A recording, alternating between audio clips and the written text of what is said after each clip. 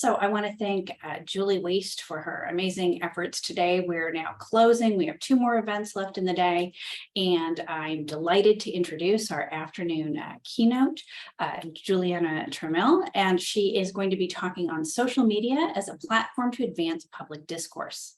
Juliana is a professor in the Department of Communication and Journalism Studies at Savannah State University, where she's serving in numerous leadership positions, including department chair. Juliana earned her PhD in Communication and Culture with an emphasis on organizational communication from Howard University, her MA in Public Communication with an emphasis in social marketing from American University, and a BA in Print and Broadcast Journalism as a double major from Russ College. Her many awards and honors include the Presidential Award for Innovation, Founders Convocation Award for Outstanding Achievement in Higher Education, the UNCF Young Alumni of the Year, and she's also been recognized by the Patricia Harris Program, the Esther Otley Fellowship, etc. Her numerous research interests include a great deal of comparative and cross-national work, especially with Brazil and other case studies across the Americas. And the foci that Juliana has treated include culture, race, gender, digital inequality, disaster response, crisis communications, bullying and early childhood communications, assessment and student learning outcomes, and obviously comparative media studies.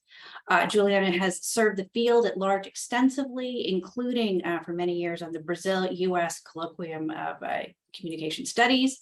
She's an editorial board member at Emerald Studies in Media and Communication, and she was on the inaugural committee to plan the ICA Media Sociology Conference. So I'm delighted to welcome her today and very much looking forward to her talk. Thank you, Laura. Thank you everyone for coming. I'm going to share my screen now.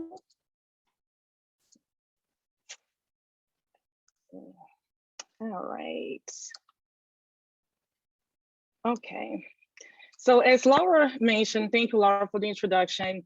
The topic of my presentation today is social media as a platform to advance public discourse. And I want to start the talk today by taking us back to 2020, particularly because the coronavirus pandemic involved, we are all involved, we all participated, we saw that coming. By February 2020, it had been almost 2 months since the novel strain of coronavirus emerged in China and proceeded to spread to close to 30 countries. To social media, information and misinformation on coronavirus quickly spread around the world. And by 2020, WHO labeled the new coronavirus a massive infodemic, referring to an overabundance of information that makes hard for people to find trustworthy sources and reliable guidance.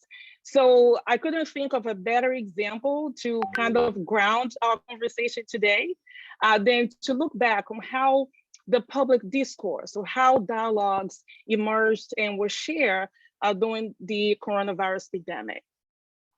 What you see here on the screen, I'm sure you have seen this before because it was new for everyone.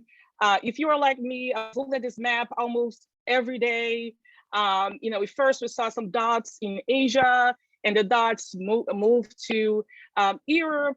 And then there was at some point, they even estimated that so many days after we hit some European countries, the virus was gonna get to the US and then going down to South America.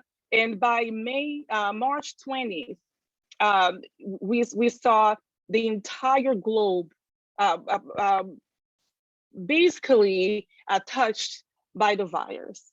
And I thought to myself, what if, as much as we could map the spread of the virus, what if we are able to look at social media beyond how many followers, beyond how many likes, and to be able to really map how communication is shared among users. And to ground our conversation today, I'll refer to social media as a set of computer network-based tools that support social interactions between users. The term is often used to contrast with more traditional media such as television and book.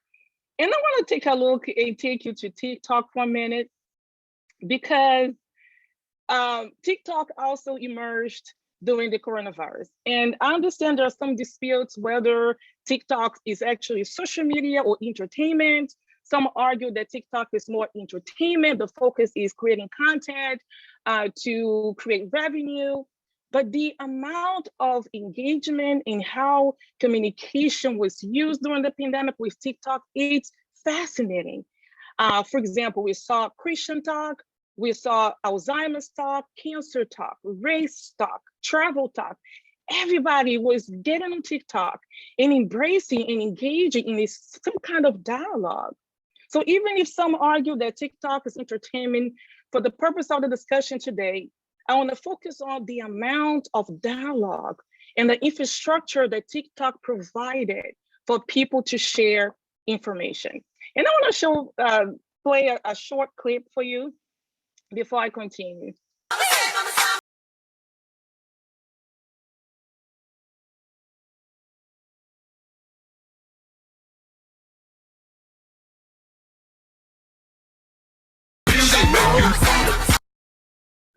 So if we're talking about disseminating information and social media, we had to go back to this content creator.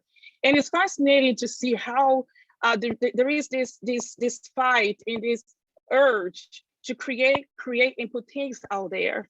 And back to what I was saying on TikTok, as you can see, a small video sometimes creates 82 comments. And for those comments, we have 102 likes. And then sometimes we have also messages being replied to this video. So we, as much as we can argue that TikTok's on social media, it was fascinating to see the amount of dialogue that was generated through this particular platform.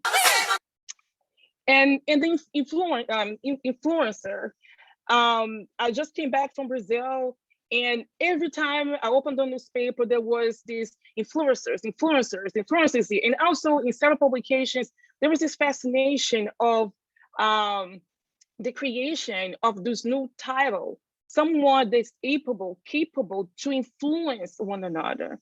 And I think this concept is particularly interesting because when you talk about creating dialogues on social media, we also talk about the creator that becomes the influencer, the ability to influence, someone else, a person or thing that influences another. So that's fascinating to actually focus for 1 second before we go on to the purpose.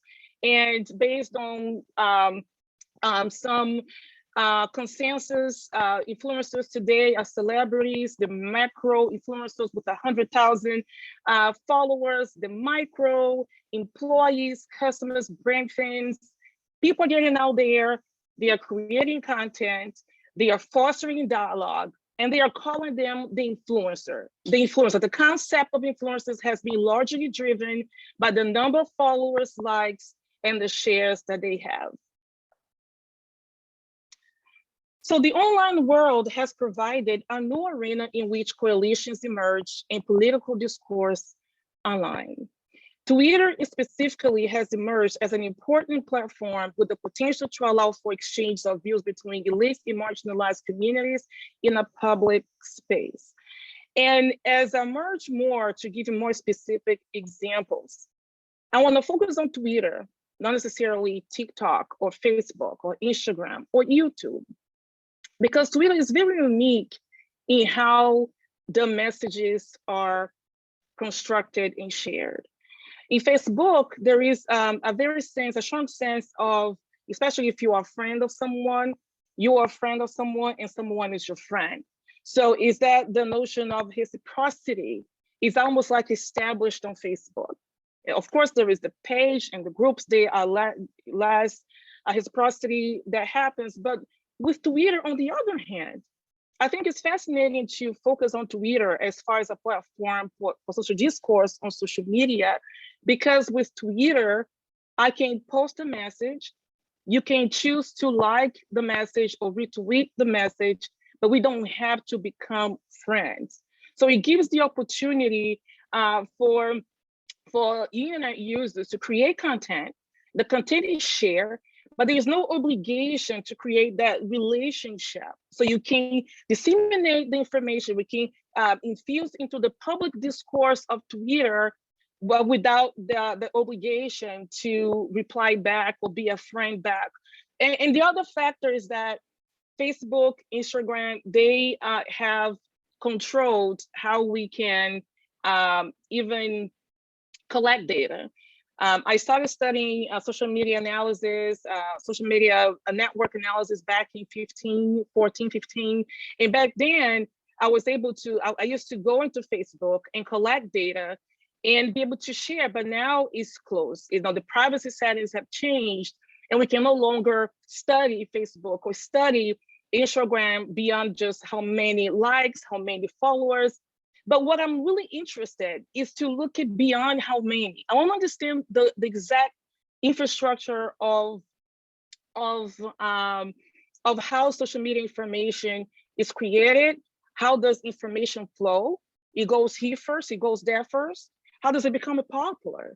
How is it shared with others? To which direction does information flow? And I usually challenge my students to think about that because often in our communications program, when we do social media campaigns, sometimes they might just ask their family members or their friends to like and follow and share. But I'm more curious to the quality of those numbers, to the quality of how information is being shared. And so the purpose of this presentation is to better understand the social media infrastructure to improve public discourse. We all know, the social media from a general standpoint, but we want to penetrate deeper to understand this highway that they talk about, the information highway, in how the information highway can facilitate or improve public discourse. The theoretical framework that I'm going to use is a social network analysis, which is the study of how people, organizations, or groups interact with others inside a network. And when you look at this picture that you see in front of you, you see some lines and you see some nodes. And what it means is every time someone shares or comment a message, you create these relationships. So now you start paying attention to the visualization of your message. When you post something on Twitter or any other social network, it keeps creating this web. But the way the web looks, the way the web is organized, has a meaning in which can be further analyzed. Internet users create daily emails, social media messages, text messages, photos, podcasts, audio blogs, wikis, building a complex collection of information. As you can see, he's really messy. Right now, this graph that you see doesn't have any meaning. And what the social network analysis does, it helps us add meaning, reorganize based on algorithms in metrics. I'm going to explain that later, to add some more meaning to this complex collection of information. When combined with likes, dislikes, shares, and reactions, they provide rich data that once analyzed can help develop effective and strategic social media programs or anything else that deals with disseminating information or creating or influencing public discourse. Social network analysis explores how a follower, for example, through their comments and likes, position themselves within a broader network or other users with likes, comments, and dislikes. And this is fascinating. It means that how you are positioned, this whole program will reorganize the graph. Right here is a graph already organized based on importance. This one is raw.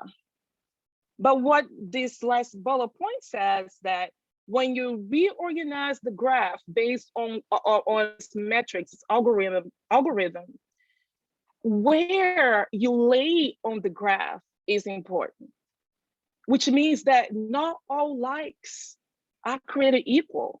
Not all comments are created equal. For example, I might have 1,000 followers and I might share that information with my 1,000 followers, But it's one thing when all my followers, they don't have as many followers or they are not as prominent. But one person can have only 10 followers, but one of the followers are Oprah, for example.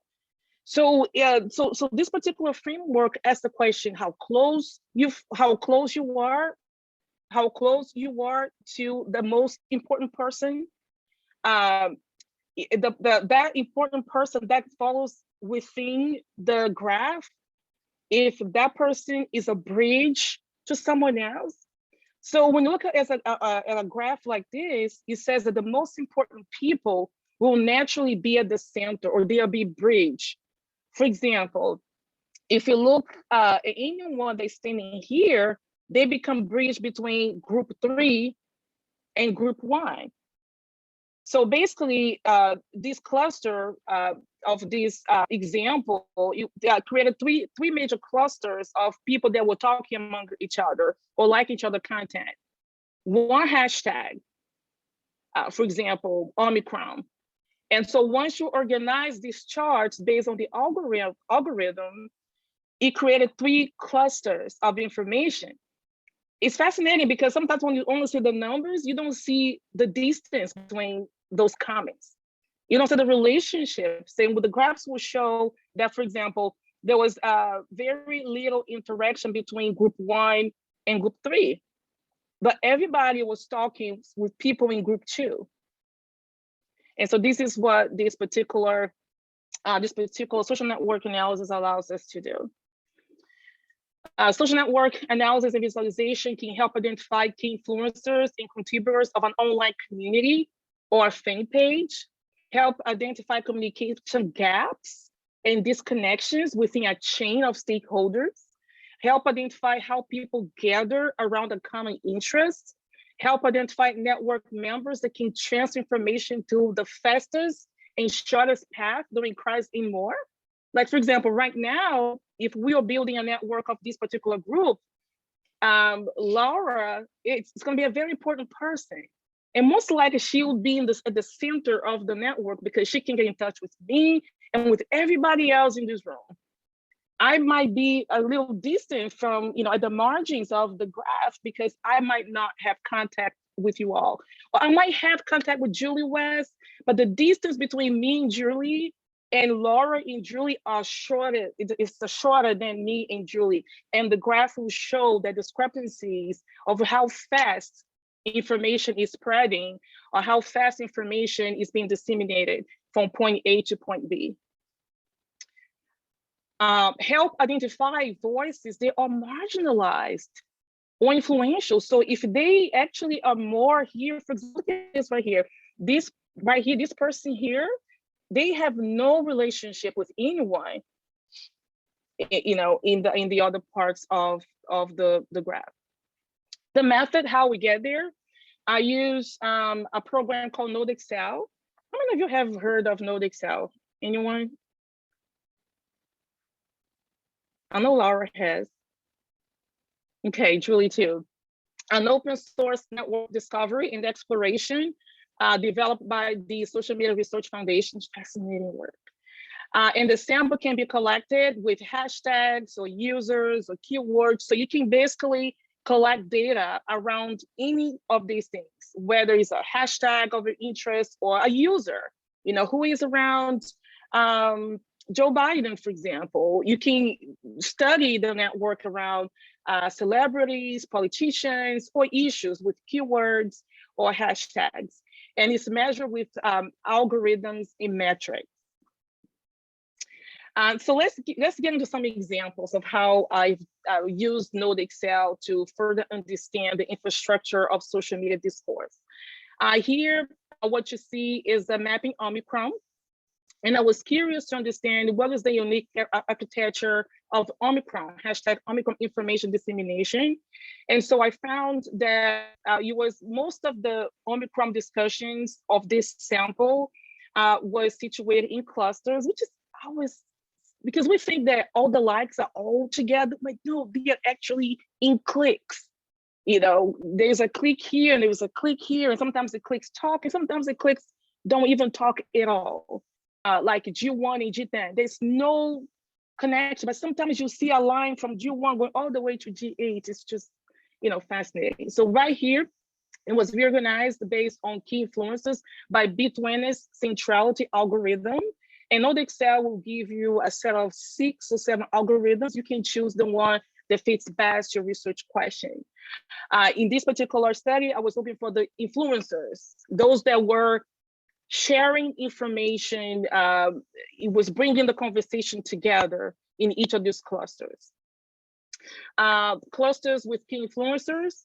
The sample was primarily represented by doctors and data analysts, not well connected with others outside that group. So it was a very cliquey conversation about Omicron, which if you're a health specialist, you are thinking about what that means, to talk about coronavirus and how the information is being shared by others. If it's cliquish, you know how to better strategize.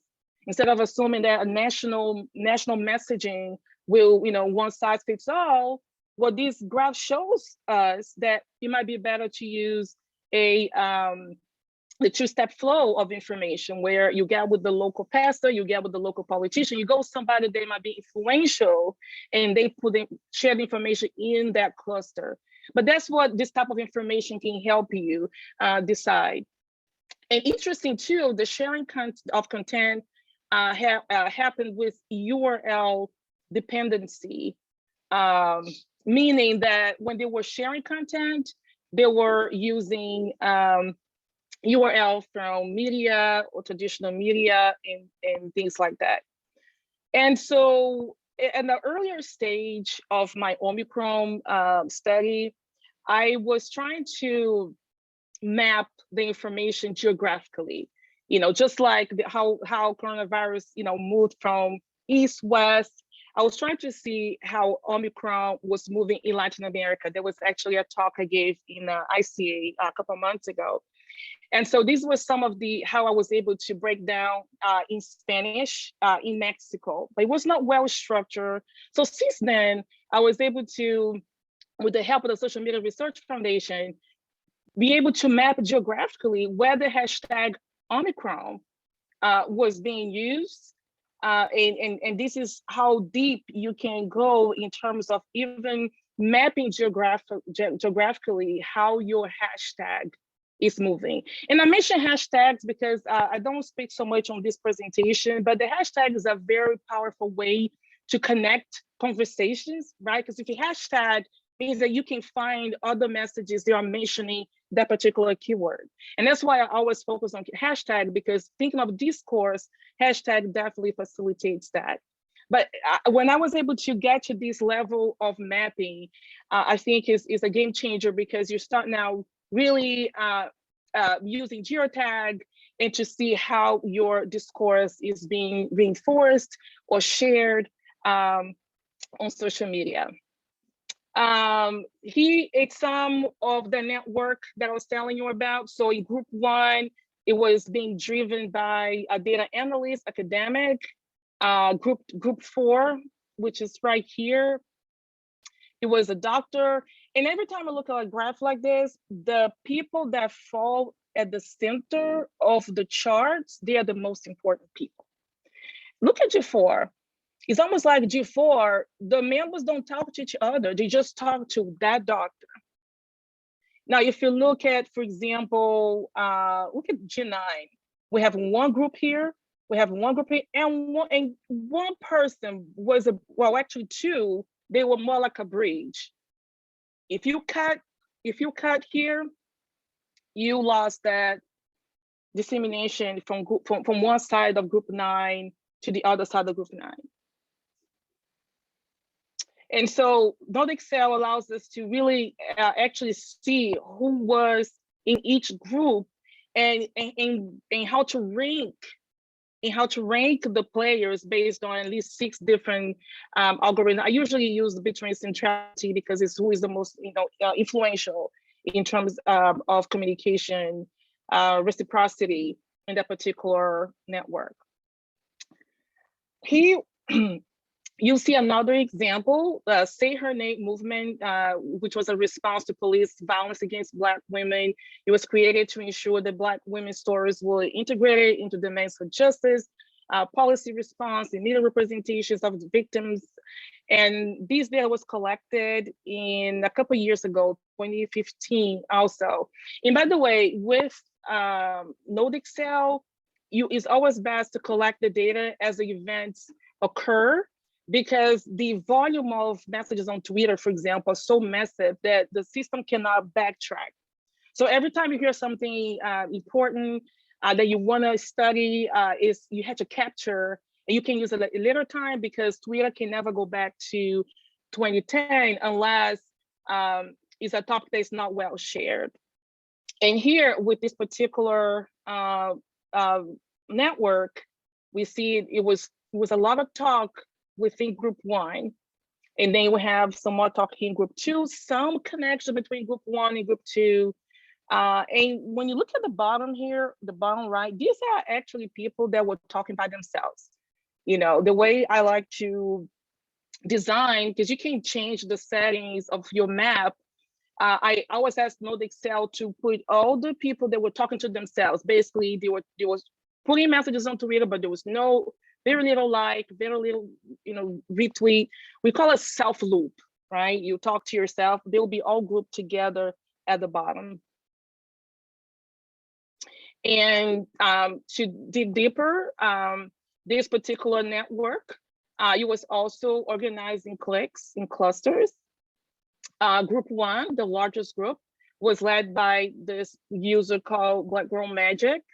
The group 2 was the second largest group, was led by Dr. Kisha Khan. And then group 4, was another user, Opalayo. So this is how you can, understand the different players that will show up in your network. And let me say that every single member, every single participant of the network will be listed on the Excel. Because the name is Node Excel, it's actually an Excel spreadsheet that we look at. And this is something else I want to show. It's that a lot of times users use traditional media stories to share a particular content. And to me, it's interesting because some argue that social media was going to bring democracy to discourse. Once you get on Twitter, everybody has the opportunity to speak, their piece. They'll be able to share the perspectives. But the amount of sharing of traditional media perspective, it's fascinating how I often question, is social media really fulfilling the prophecy of being the liberator, or was just replicating information on social media? So I always look at the URLs to see what is being reshared on social media. And that's very interesting. And Node Excel will allow you to do that. All right, so if any of you is interested in learning more about Node Excel, I recommend that you go to the Social Research Foundation and purchase this book. It's a fascinating text that really takes you deeper in better understanding the social media infrastructure and how you can improve discourse. Again, I'm speaking from a point where you want to make sure your information is going places beyond how many likes, because not all likes are created equal. And no shares or comments are created equal. And so I'm a strong proponent of looking beyond those superficial numbers to understand the health of your network. Let me just give a little look at the Excel. So when you download this program, it's free. It's the Excel file, but the program will add a new tab called Node Excel Pro, where you have all the functions that will allow you to come up with the visualization of your data. And as you can see here, it's amazing the amount of data that you can import from social media networks to further analyze the health of the network. Gathering the data, this is a variable that you see on the menu of Node Excel. As I mentioned before, in the earlier days, we could use data from Facebook fan page or personal, but it's all inactive. We cannot no longer gather information from Facebook, but you can still get it from Flickr, from Twitter, from YouTube. And you can also create your own network. You know, if you have a set of data, you know, especially for contact tracing for coronavirus, you know, if you can say, you know, this person knows this person. So A knows B, A knows C, A knows D. You can go one by one and bring that data to Node Excel, and you can still get a social visualization. It's fascinating. I've done that work with my students in my class when we used discussion on D2L or Blackboard. So I was interested to know who would post first and how my students were reacting to each student's response, you know, and I was looking at how if what we call the superstars of your class, if they were really creating an impact from this standpoint, you know, on how other students from the margins were responding. And so you can actually create your own data set and still have this visualization of how communication is being transferred and reshared or replied to within a particular network. And then once you bring the data in, you can use the right side of the program to visualize. You can change how you visualize, the colors. You can manipulate the colors, manipulate other designs and graphs based on how you want to present. And what is also fascinating is that there is a Node Excel community that we all contribute. So you can actually go to this gallery and see so many other topics that are popular right now. And this helps the community collect history as it goes, because as I said before, 2 years from now, I might not be able to collect the conversations on reproductive justice that's happening right now, but you can still come here, get the data set and do your own visualization and write a report. So that's what I intended to do. It was to really show the public discourses on social media should be analyzed beyond how many comments, how many shares. There is more to look, there is more to study. And if you look at social media from an infrastructure standpoint, social network standpoint, we can be intentional in how to disseminate the information to the correct targets, and how to make sure that voices that are at the margins can come to the center, and voices that are often controlling, they can perhaps come more to the margins to ensure that social media is really fulfilling the prophecy of democracy of voices. So now I'll be open to answering the questions you have.